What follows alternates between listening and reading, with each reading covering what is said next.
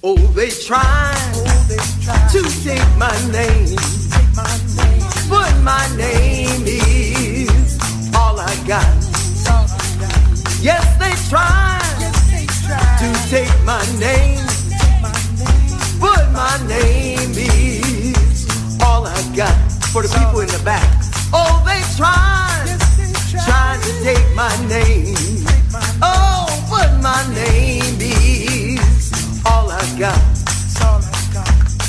I know I need to look to the hills, whence cometh all of my help. They keep trying to make me insane.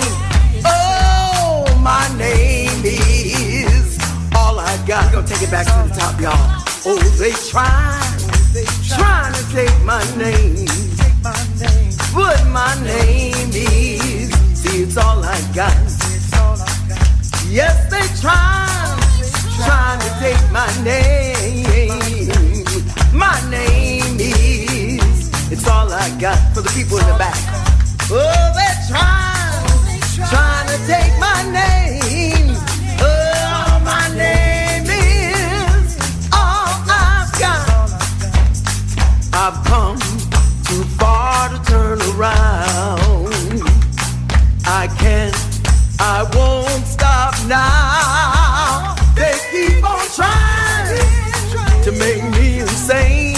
Oh, but my name is, see, it's all I've got. I really like that. Let's go back to the top. They trying to take my name. Oh, my name is, see, it's all I've got. They keep on trying to take my name. Oh, my name is, it's all I got. For the people in the back, keep on trying to take my name. Oh, my name is all I've got.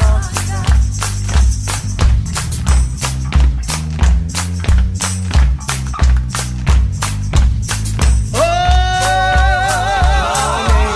they keep on trying to make me insane.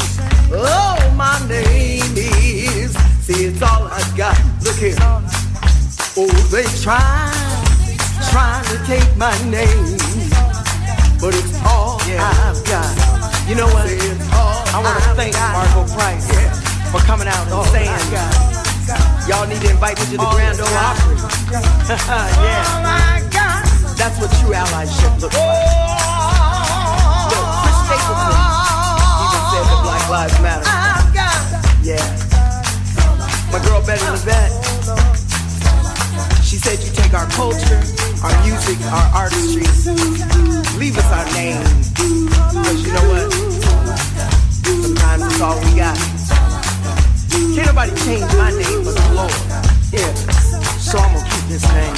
Sometimes it's all I got. Jesus will work it out.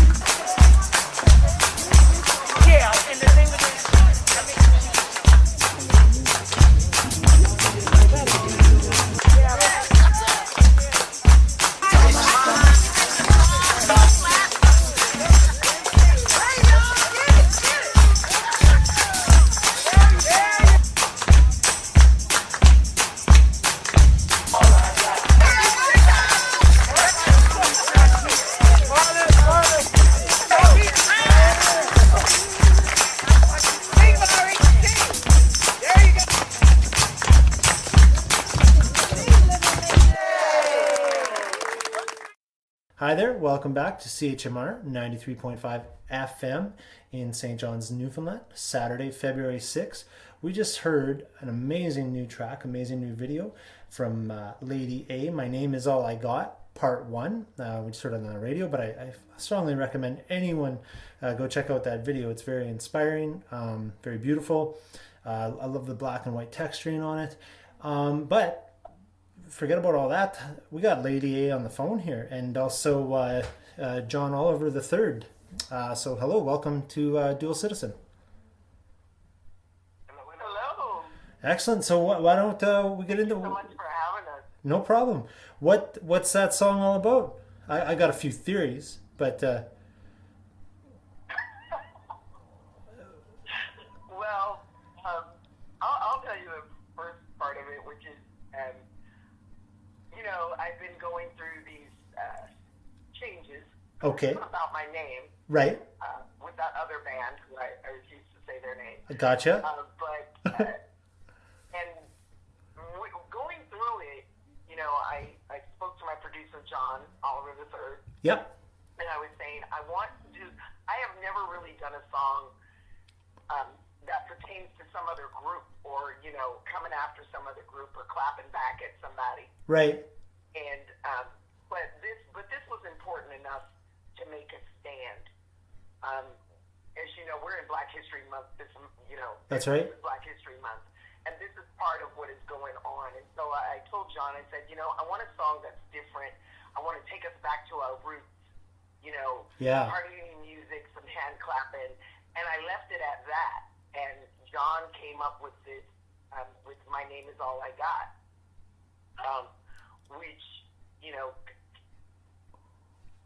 in part came from something that Miss Betty Lavette said, who I'm a great fan of. Okay. She said, Lee, you take our culture, you appropriate our music, leave us our names. And we came up with My Name Is All I Got. Well, John, wonderful. you can weigh in on this one because you're the one who, you're the backbone behind this song. Oh, thank you so much, Lady A. And listen, the reason for this song is, you know what? I believe in every artist's career, there's a song that defines them, right? There's a song that should define their career. Their overall, it should capture their overall sound, and what their statement is as an artist. So, this song just represents, the fight Lady A is in for her life, because so many people, they're reading the story and they feel like they can identify very closely, and some of them can, but some of them are missing it because they're just seeing the surface of this story. Lady A is literally in a fight for her life, and so Yeah. I wanted to write a song for her that captures the essence of that. And it's like you said, the cover. When people look at the cover, they're going to be able to see the story. When they listen to the song, they're going to be able to hear the story, right? Because it's more than just what's happening on the surface. It's going just a little bit deeper, Right. Kind of like an iceberg. It might be the tip of the iceberg. Maybe we can't tell the whole story, but the song and definitely the cover is a portrait of just a fraction of what she's going through as an artist, going through this fight for her life, for her identity, right? John, you just used This the. is my brand. Oh, sorry. I just want to say, John, you used the best metaphor you possibly could have, because literally outside our window here at CHMR, we've got icebergs rolling down over here. So everybody knows here what the tip of the iceberg out is in Newfoundland. So wonderful metaphor placement. Yeah.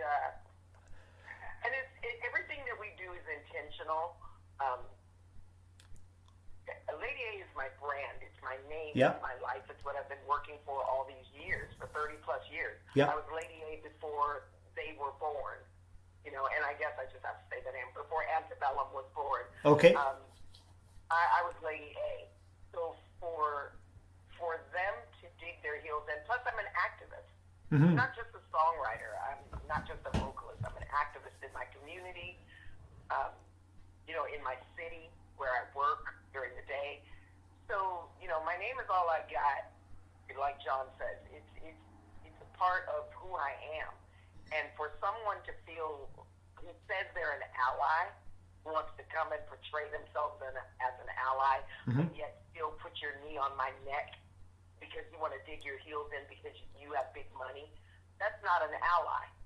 That's showing antebellum behavior. That is showing antebellum behavior, indeed. For sure. And for those folks out there in Newfoundland listening, if maybe you haven't heard the lady story, basically, how can I summarize it really quickly? Lady Antebellum, the big country band, wanted to play all cool during Black Lives Matter. They went to pull a Dixie Chicks. They went to Lady A. They found out you exist. They did a pseudo kind of will coexist, but obviously they were, whatever, CMT stars or whatever they are. So their name was predominant. You weighed in that's really hard for you to exist with your name as it is, as they changed their name. And I believe as it stands, they're still trying to sue you. Am I correct? Well, we're going to court. Yeah. I mean, they basically sued me. Yeah. For the right to the name. But the thing about that is that, like I told them, they wanted to coexist, and I was willing to try to work something out. And we brought suggestions to the table to rebrand me. But, if they were just that insistent about keeping the name, but I really wanted to keep my name because I've worked for it. I've worked hard. Yep. I don't have the big money machine behind me. And if you're trying to say that Black Lives Matter and that you're changing your name because it has a racist connotation to it, well, abbreviating it is not a change. No, and the implication still stays. Yeah. Yeah, the implication is still there, so therefore you have not made a change. Yeah, for sure. As I said, I work in race and social justice. I'm an activist, and so part of what I always try to tell people is, especially white allies, is that sometimes you may have to give up something, or you may have to embrace or be uncomfortable while you're doing race and social justice work, while you're trying to be an ally, and your passion around it has to be honest. They were not honest. This Definitely was as far as I'm concerned, it was a publicity stunt. And maybe they really meant it, and then they found out I was there. Well, once you found out that I was there, they should have changed their name, which is what they said they were going to do, but they did not. They abbreviated their name because it was more comfortable for them. Yeah. Well, and they were kind of reacting to I believe that was in reaction to George Floyd and that kind of thing. And as our artists, we're always trying to be like, how can I insert myself? I'm a white artist, and my mind is constantly churning. Like, how can I insert myself in something? And sometimes you have to check that brain and be like, maybe we don't insert ourselves here. It's sometimes allies need to be quiet. Yeah, exactly. Sometimes you just need to be quiet and listen. Because BIPOC folks, Black people, Indigenous people of this land, and people of color have always been devalued. Our artistry, our language, our culture has been appropriated and taken from us, and so we don't feel heard.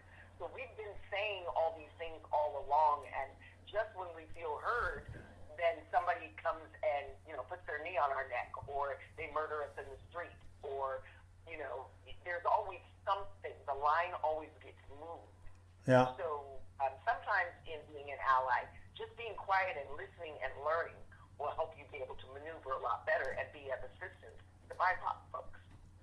Well, people are listening, and I've read that you are, both you and John are nominated for some Washington Blues Music Awards. Am I correct? Yes, thank you. Yes, John is up for Best Blues Drummer. Yeah. He's been nominated. Yeah. Excellent. Is that you in the video, John? Fantastic. Okay. And that's a great honor, but Lady A is not mentioning all the things she's been nominated for. Best female vocalist, blues performer, blues songwriter, and Keeping the Blues Alive. Keeping the Blues Alive award. Think about it. Nice. Right? Because Lady A is literally living the blues right now, right? Yeah. She's living the blues. Yeah, She's going through a blues experience, right? Think about it. Like, blues artists, there used to be stories of how blues artists showed up to the gig, right? They had to, borrow somebody's car. All the windows had been broken out, and it was raining. And the guitar that they're using is somebody's guitar that they borrowed. And they showed up, they ain't got a dime to their name, and if they don't play this gig, right, they're going to lose everything. So that's literally a blues artist's life, right? But Lady A is really going through a blues situation, but thanks be to God that she's still standing, right? And she's got the support, you know, of people who are supporting her and showing her love and letting her know that, hey, we're not going to just, you know what, Lady A, you said something interesting. Sometimes allies need to be quiet, and that is true, but sometimes we just need allies just to show up and be there for us. Right. Right? Just show up and show that you support. Right? Just let us know you got our back by being behind us when we need you to be. So that's what's going on in this situation as well. Right? Because it's literally David versus Goliath. Literally. Definitely. Oh, I know. I was going to ask. So, tell me what it's like to be a blues artist. I don't often associate like blues with Seattle. I don't know a lot about Seattle, really. In the end, what's it like being a blues artist in Seattle? Well, I was born and raised in Seattle. Right. So this is hometown. But I come from this is my hometown. Yeah. So I come from a musical family, so I grew up around blues and gospel, and and blues comes out of gospel. And listening to jazz. So, I mean, yeah, there are very few black female or black blues artists in Seattle. Right. There are a lot of blues people in Seattle. Yeah, a lot of people love blues here in Seattle, Portland area. But I love what I do. I grew into the artist that I am today, and I'm very happy with how my career is. Excellent. Now. So God has blessed me in many ways. Yeah. What's the best? Blues, think about the blues. Oh, go ahead, John. The blues in Seattle, the blues, my grandma once said the blues is nothing but a good man or a good woman on a bad day. Right? So Seattle has a long history of like jazz, right? Soul.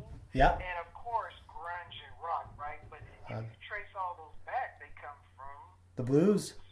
right? Blues and gospel.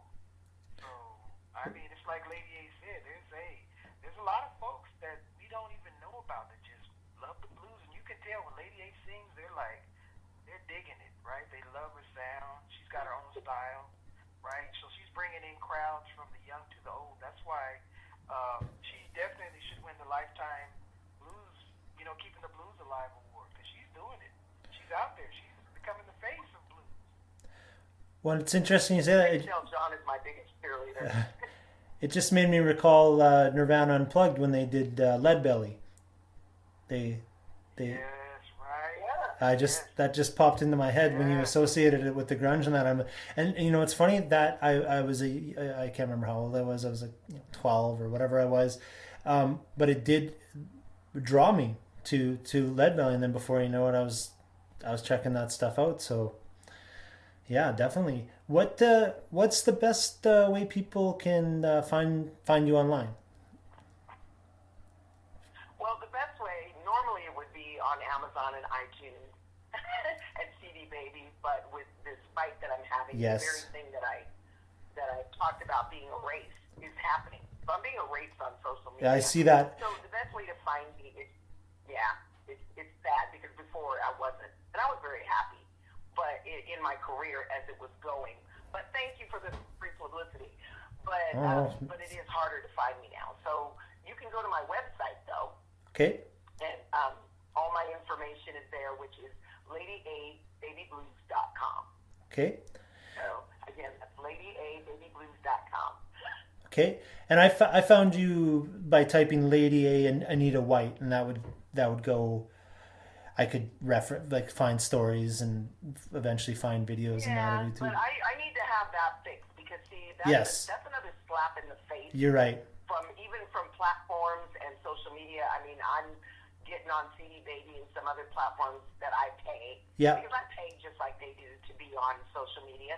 And just because, and I say this to any artist, I don't care if you have 300 fans or 300,000 fans. Yeah. They're still your fans.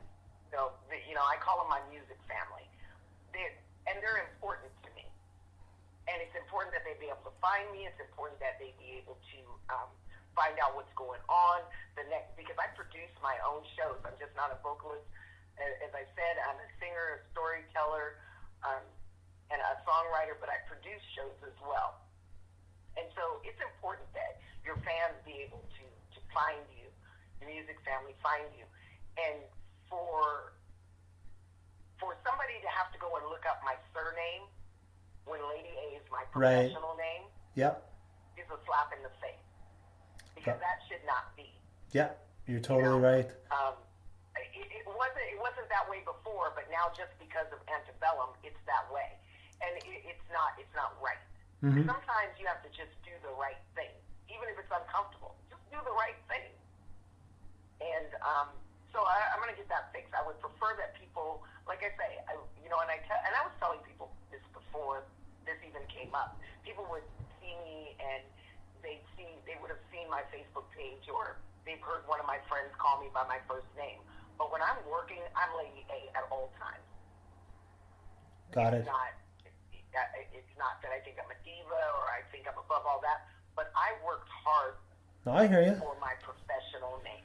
We're branding all day long as artists. We got to keep it out there. It's I hear it. Yeah. All day. You have to keep it in people's minds. Yeah. Yeah. Well, so I'm passionate about that. Excellent. Okay, well, throw down that website one more time. Grind it in our heads one more time. So my website is LadyA. Yeah. BabyBlues.com. And Lady A, we're going to finish off with one of your tracks. Yeah, I was watching some videos of yours on YouTube, and am I correct? A song you often like to end sets with is "Take Me Back to Seattle." When I'm traveling, that's a song I sing a lot. Yeah, well, and that when I discovered your music, Take Me Back Seattle is the first song I listened to, and I absolutely love it. It's so vibrant and so colorful. The few times I've been to Seattle, I can imagine it through that song. It's just a really wonderful track, and that's where we're gonna take y'all, is back to Seattle. Thank you, Lady A and John Oliver III. This has been a wonderful interview, and you are welcome anytime on this show. So I really, really appreciate it. Thank you very much. You know, when I'm out on the road, y'all, I really can't wait to get home. I miss Starbucks, I miss my friends, I miss my church. I really miss hanging out at Sugar's, y'all. And ooh, the garlic biscuits at Simply Soulful. You know what? I can't wait to get back to Seattle. I'm ready to go home and get in my bed. Listen to this. Take me back to Seattle. I live east of I-5. Love to be in Seattle. That's where I feel alive. Ain't no place like Seattle. People can be who they wanna be. If you come to Seattle, you will be so free. There are blue skies in Seattle. Scenery is lush and green. Smiles on faces, good to eat places. Space Needle standing tall. Pike Place Market has a gumball. Take a ride on a ferry. The scene will blow your mind. On Bainbridge Island, everyone is merry. In Anacortes, honey, you can unwind. So, take me back to Seattle.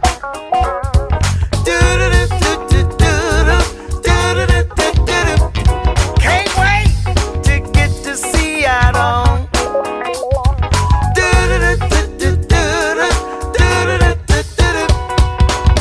I really miss the Sonics. I used to sing at their